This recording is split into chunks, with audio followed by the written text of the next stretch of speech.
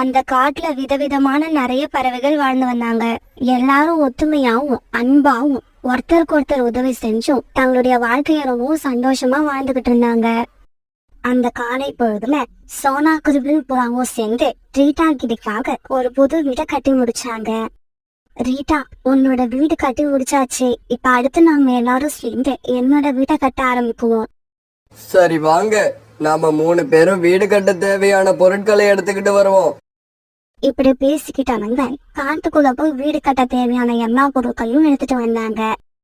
Rita, இன்னைக்கு சாயங்காலத்துக்குள்ள நம்ம எப்படியாவது இந்த வீட்டை கட்டி முடிச்சாகணும். கவலைப்படாத சோனா, நீ நினைச்சதை விட வலிமையாவும் அழகாவும் உன்னோட வீட்டை கட்டி முடிப்போம்.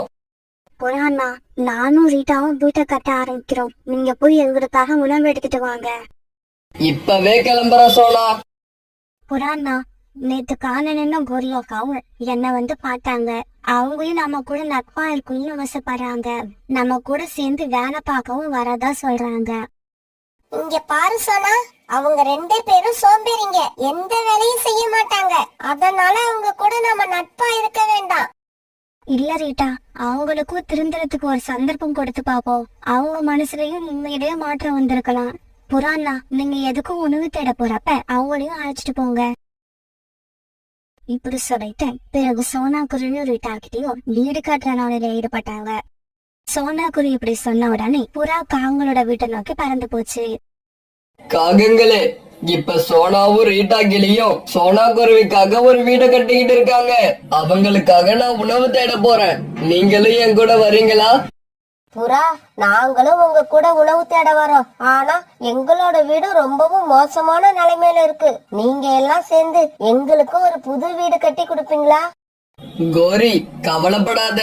சோனா குருவியும் ரீட்டா கிளியும் சேர்ந்து உங்களுக்காகவும் ஒரு வீட்டை கட்டி கொடுப்பாங்க. அந்த சமயத்துல அவங்களுக்கு உணவை கொண்டு வந்து கொடுக்கறது, குடிக்க தண்ணீர் கொண்டு வந்து கொடுக்கறது, இந்த மாதிரி சின்ன சின்ன வேலைகளை நாம பார்த்தா போதும்.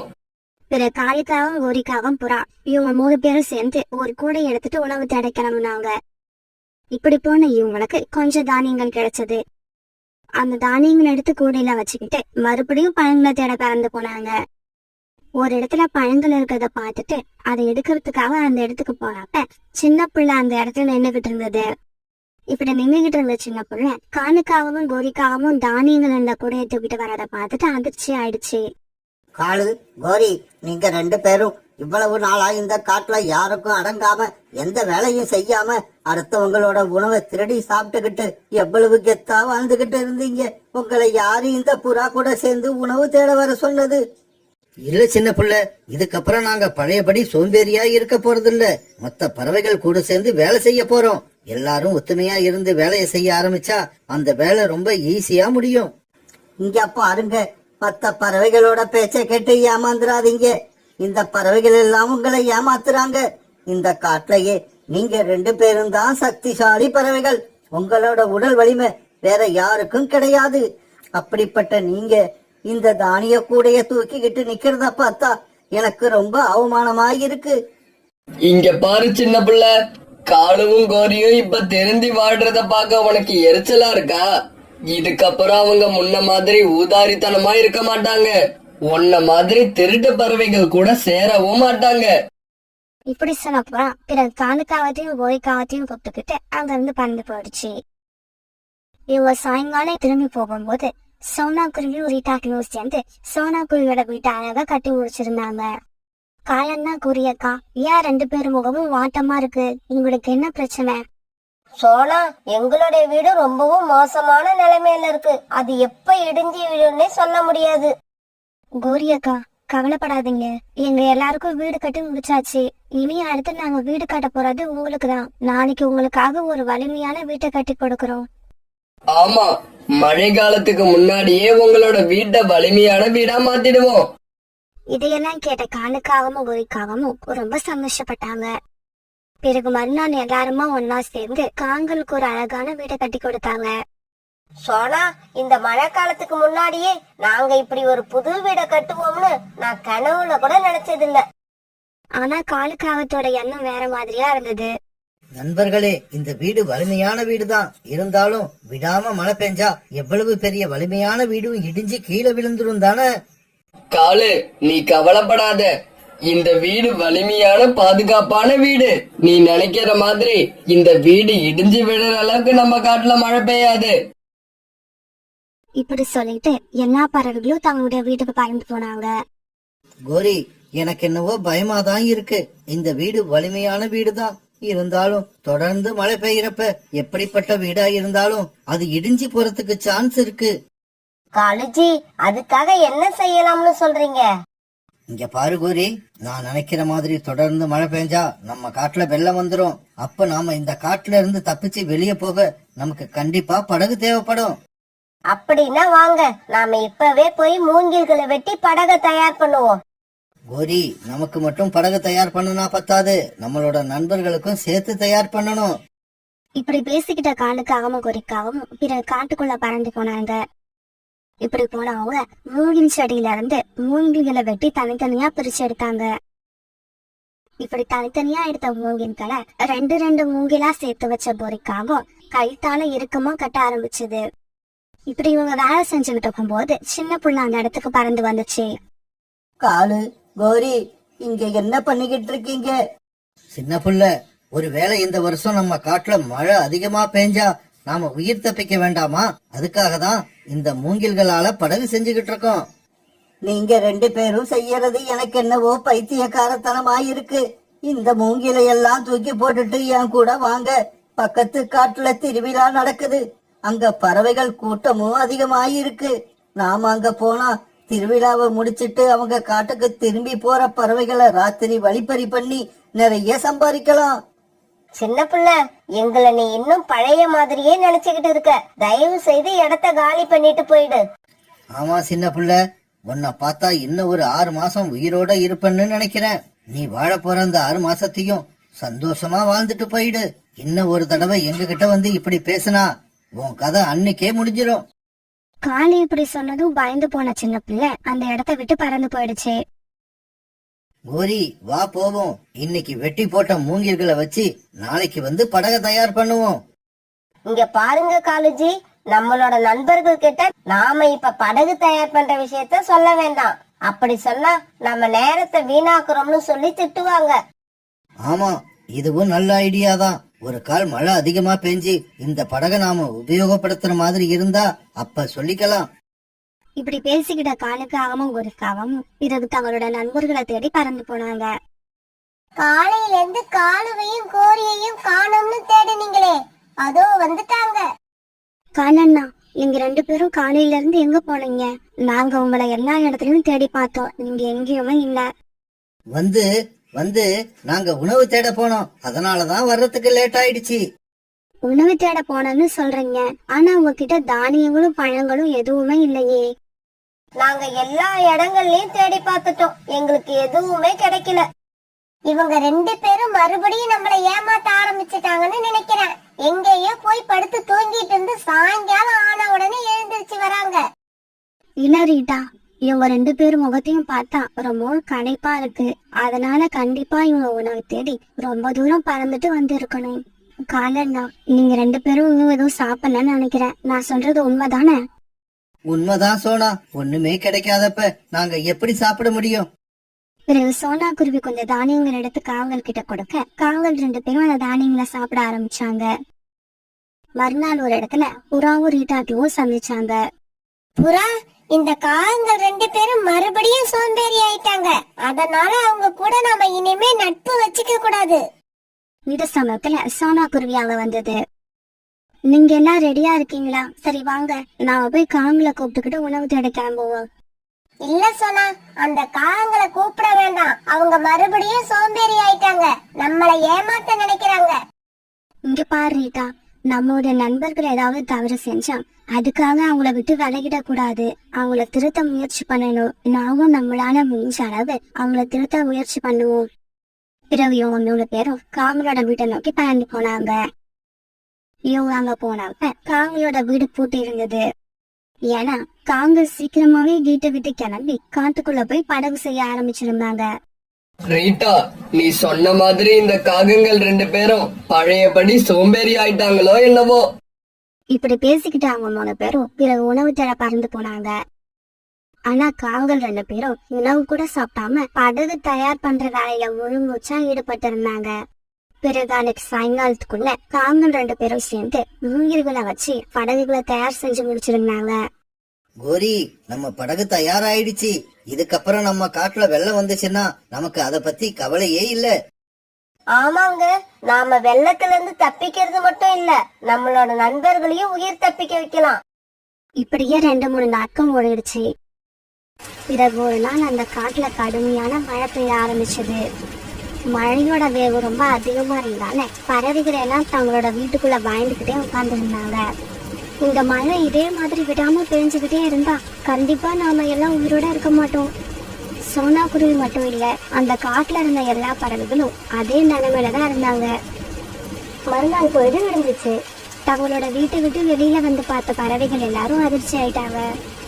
ஏன்னா வெள்ளம் அந்த காட்டுல கரை புரண்டு ஓடிக்கிட்டு இருந்தது. பிறகு எல்லா பறவைகளும் ஒரு மரக்கிளையில வந்து ஒன்னா உட்கார்ந்தாங்க. சோனா, இப்படி நம்ம காட்டுல வெள்ளம் வரும்னு நான் நினைச்சு கூட பார்க்கல. மழை அதிகமா பெய்யறதால இப்ப நம்ம இந்த காட்டை விட்டு பறந்து கூட போக முடியாது. ஆமா புறாண்ணா, வேற வழியே இல்ல. மழை விட்டாதான் நம்ம உயிர் தப்பிக்கலாம். இல்லைன்னா இந்த காட்டுல உள்ள நாம எல்லாரும் கண்டிப்பா உயிரோட இருக்க மாட்டோம். இவங்க எல்லாரும் இப்படி பேசி அழுதுகிட்டு இருக்காப்ப காலுக்காகவும் கோரிக்காகவும் அந்த இடத்துக்கு வேகமா பறந்து வந்தாங்க. நண்பர்களே, வாங்க, சீக்கிரமா எங்க பின்னால வாங்க. நாங்க உங்க எல்லாரையும் பாதுகாப்பா இந்த காட்டை விட்டு அழைச்சுக்கிட்டு போறோம். எப்படி அழைச்சிக்கிட்டு போக முடியும்? மழை இப்படி பெய்யறப்ப நம்மளால தொடர்ந்து பறந்து போக முடியாது. இங்க பாருங்க, உங்க கேள்விக்கு இப்ப எங்களுக்கு பதில் சொல்ல நேரம் இல்ல. எங்க மேல நம்பிக்கை வச்சு எங்க பின்னால வாங்க. பிறகு காங்கல் பின்னால சோனா குருவி, புறா, ரீட்டா கிளி இவங்க 3 பேரும் பறந்து போனாங்க. பிறகு இவங்க எல்லாரையும் காங்கல் 2 பேரும் அவங்க தயார் பண்ணி வச்சிருந்த படகுல உட்கார வச்சாங்க. பறவைகள் எல்லாரும் அந்த படகுகளை பார்த்துட்டு ரொம்ப சந்தோஷப்பட்டாங்க. பிறகு எல்லா பறவைகளும் அந்த காட்டை விட்டு பாதுகாப்பான வேற காட்டை தேடி போக ஆரம்பிச்சாங்க. காளு, கோரி, நீங்க 2 பேரும் 2 நாளா எங்க கூட உணவு தேட வராம அந்த நேரத்துல இந்த படகுகளை தான் தயார் பண்ணனீங்களா? காலு, நீயும் கோரியும் சேர்ந்து ஒரு அருமையான காரியம் பண்ணிருக்கீங்க. காலண்ணா, லிங்கனும் கோரியாக்காவும் சேர்ந்து இந்த படகுகளை தயார் பண்ணி எங்க உயிரை காப்பாத்திட்டீங்க. பிறகு எல்லா பறவைகளும் எந்த கவலையும் இல்லாம ஒரு பாதுகாப்பான பசுமையான காட்டை போய் சேர்ந்து அங்க நிம்மதியா வாழ ஆரம்பிச்சாங்க.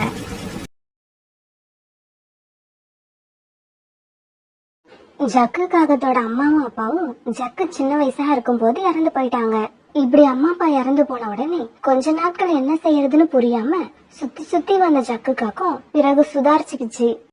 தங்களுக்கு சொந்தமா இருந்த வயல்ல விவசாயம் பார்க்க ஆரம்பிச்சது. இப்படி விவசாயம் பார்க்க ஆரம்பிச்ச ஜக்குவும் பகலா உழைச்சது.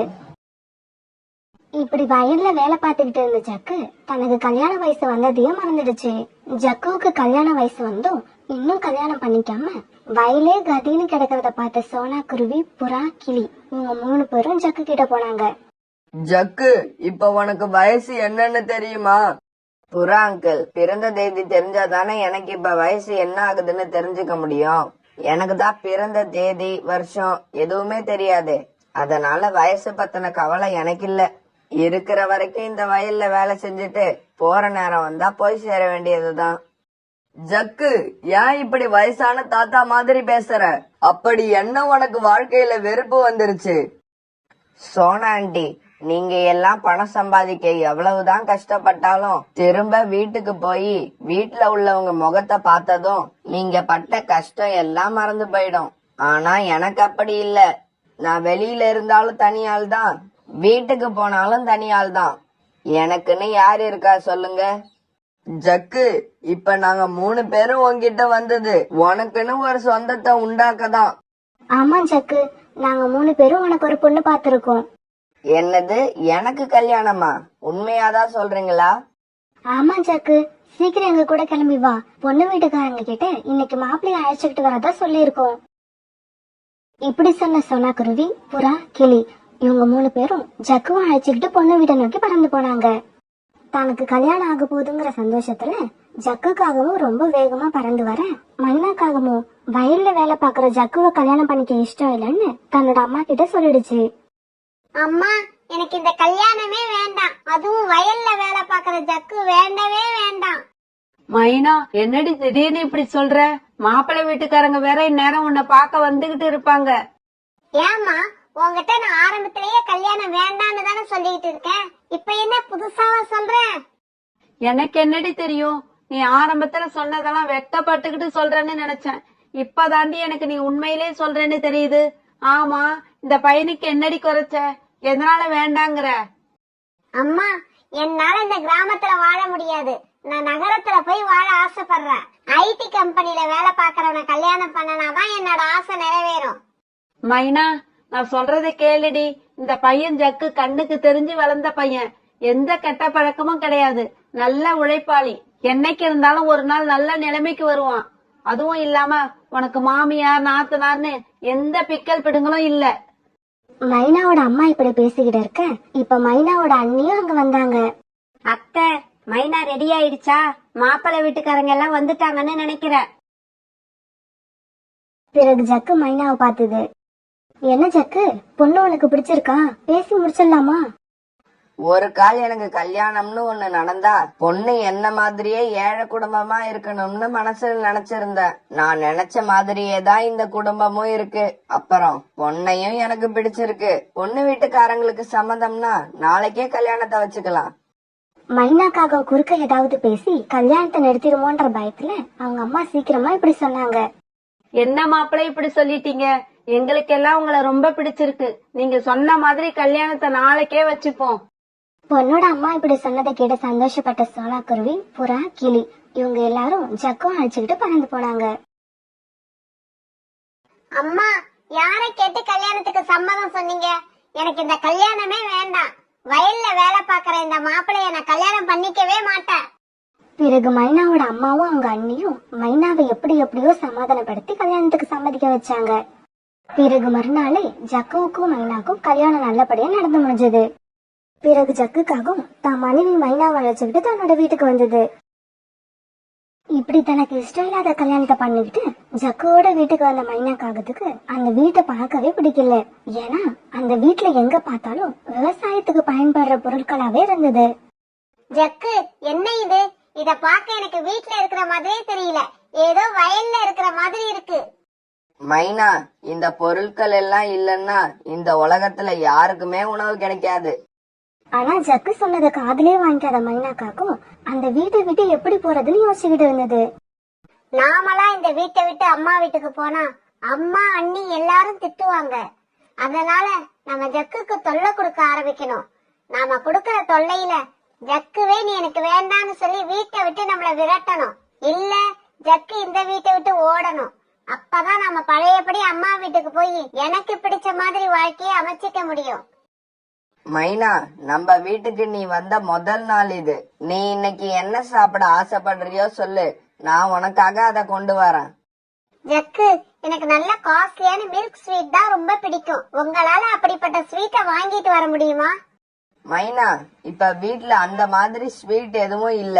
இன்னைக்கு ஏதாவது தானியங்களையோ பழங்களையோ சாப்பிடு. நாளைக்கு உனக்கு கண்டிப்பா பிடிச்ச ஸ்வீட் வாங்கிட்டு வரேன்.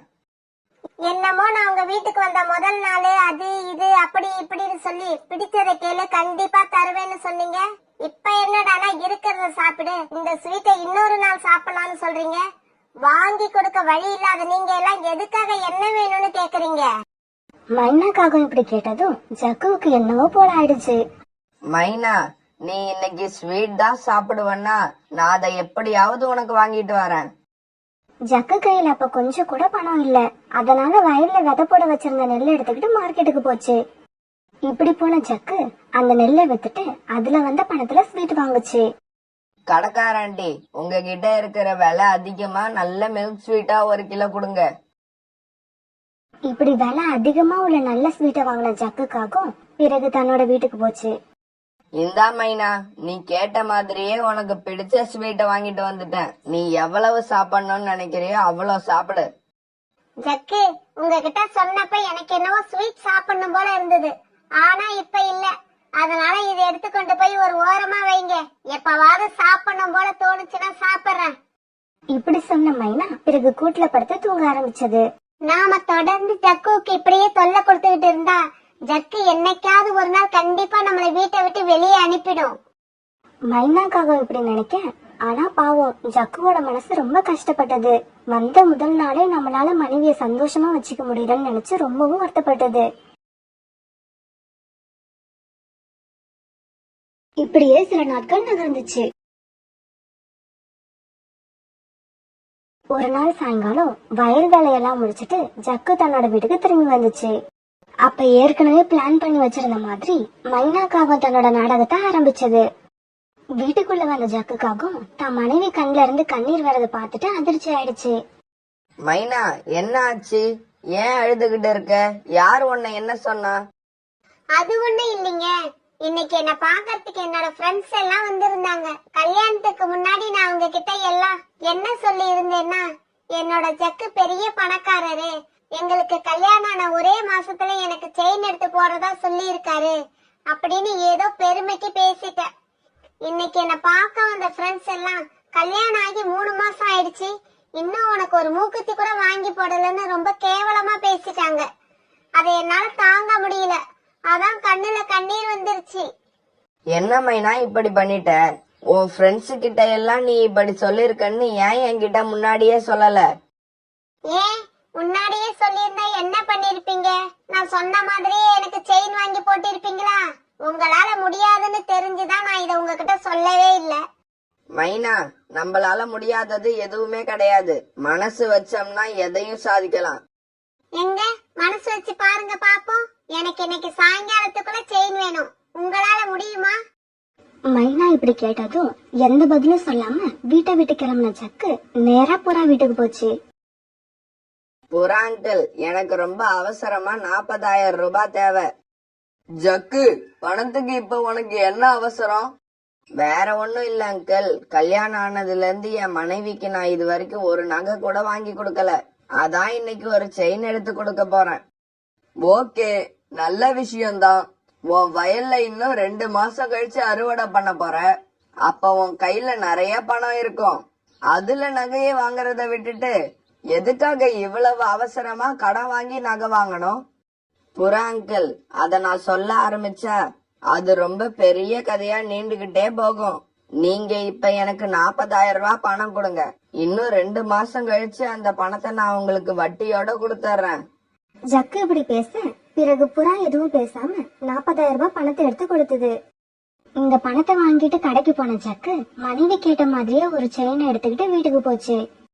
தான் சொன்ன மாதிரியே வீட்டுக்கு வந்த ஜக்குவை பார்த்த மைனாவுக்கு ரொம்ப அதிர்ச்சி ஆயிடுச்சு. ஐயோ, இந்த ஜக்குவை விட்டு நம்ம எப்படிதான் போறது? நாம கேட்டது எதையாவது ஜக்குவால கொடுக்க முடியலன்னா அத காரணமா வச்சு சண்டை போட்டு நாம நம்ம அம்மா வீட்டுக்கு போயிடலாம். ஆனா இவனும் எதை கேட்டாலும் கொண்டு வந்துடுறான். எப்படிதான் நம்ம இங்க இருந்து எஸ்கேப் ஆகுறது? என்ன மைனா, செயினை பார்த்துட்டு எதுவுமே பேசாம இப்படி ஏதோ யோசனையா இருக்க? ஓ அதுவா, நம்ம மேல இப்படி உயிரையே வச்சிருக்கிற கணவர் கிடைச்சிருக்காருன்னு நினைச்சு சந்தோஷப்படுறியா? மறுநாள் பொழுது விடிஞ்சிச்சு. நிம்மி, நீ சொல்றபடி நடந்தா என்னோட ஆசை நிறைவேறுமா? நான் எங்க அம்மா வீட்டுக்கு போயிடலாமா? மைனா, புருஷன் செத்ததுக்கு அப்புறம் உனக்கு இந்த வீட்டுல என்ன வேலை? அம்மா வீட்டுக்கு கிளம்பி போயிட்டே இருக்க வேண்டியதுதான். எங்க காட்டுக்கு வந்த செய்திப்படி இன்னைக்கு சாயங்காலம் கண்டிப்பா மழை பெய்யும். அப்படி மழை பெஞ்சா கொஞ்ச நேரத்துல நானும் வந்துடுறேன். நீயும் நான் சொன்னது போல வயிற்று வலி வந்தாப்ப நடிச்சுக்கிட்டு இரு. இப்படி சொன்ன மைனாவோட தோழி அங்க இருந்து கிளம்பி போயிடுச்சு. அன்னைக்கு சாயங்காலம் ஆச்சு. மைனாவோட ஃப்ரெண்டு நிம்மி சொன்ன மாதிரியே மழையும் ஆரம்பிச்சது. அத பார்த்த மைனாவுக்கு ரொம்ப சந்தோஷம். மழை பெய்யறத பார்த்த மைனா நிம்மி சொன்ன மாதிரியே நடிக்க ஆரம்பிச்சது. என்னங்க என்னங்க, எனக்கு ரொம்ப வயிற்று வலிக்குது. என்னால தாங்க முடியல. சீக்கிரம் ஏதாவது செய்யுங்க. ஏதாவது செஞ்சு இந்த வயிற்று வலியில இருந்து என்ன காப்பாத்துங்க. மைனா மைனா, கொஞ்ச நேரம் பொறுத்துக்க. மழை விட்ட உடனே நம்ம பருந்து டாக்டர் வீட்டுக்கு போவோம். ஜக்கு இப்படி மைனா காகத்துக்கிட்ட சொல்லிட்டு இருக்க அந்த சமயத்துல நிம்மியும் உள்ள வந்தது. ஜக்கு, மைனாவுக்கு என்ன ஆச்சு? ஏன் இப்படி அழுதுகிட்டு இருக்கா?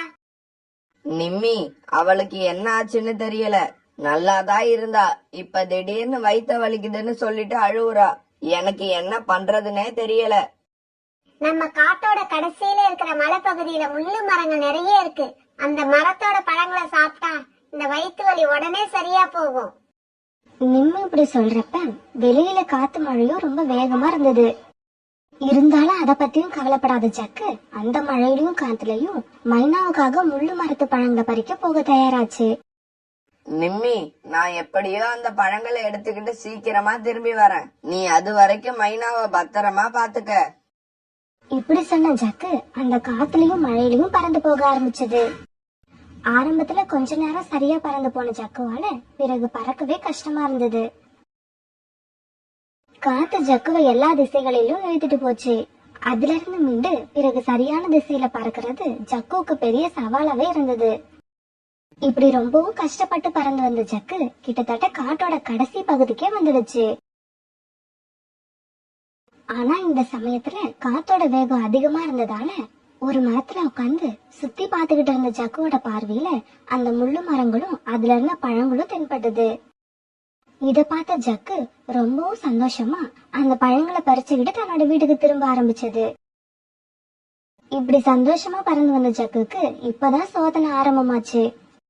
காத்தோட வேகம் முன்ன விட பல மடங்கு அதிகமா இருந்ததால அதுல சரியா பறக்க முடியாம கஷ்டப்பட்ட ஜக்குவ காத்து தன்னோட திசையில் இழுத்துக்கிட்டு போய் ஒரு மரத்துல மோத வச்சது.